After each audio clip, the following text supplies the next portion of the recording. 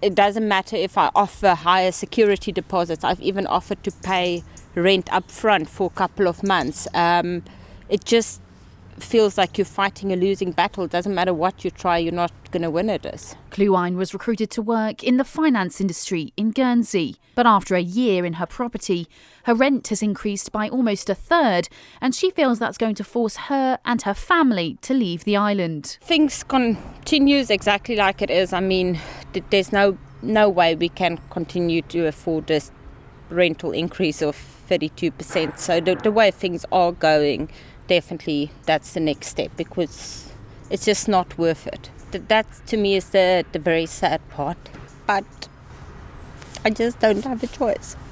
With a lack of housing available to buy or rent in Guernsey, the concern is that some landlords could be looking to cash in. We'll be looking at the possibility of rent control. We really don't want to do that if we can avoid it, because the government interfering with the free market's not usually a good idea. But if there's evidence that there's real exploitation of the current housing crisis, then we wouldn't hesitate to take some action. But far from protecting tenants, landlords' representatives say introducing new laws and red tape could make things worse. The more legislation that you introduce, the more resistance you'll get from landlords, because they will take the route of least resistance. And if you're sitting on just a single unit at £500,000 average, you can liquidate that, give it to a finance house, and you'll double your money overnight. You wouldn't have the security, but it's an easier life. So let's not make it easy for them to decide to leave the industry and make the situation worse. Tenants are understandably worried about rents spiralling out of families' reach. But finding a solution that keeps them, politicians and landlords happy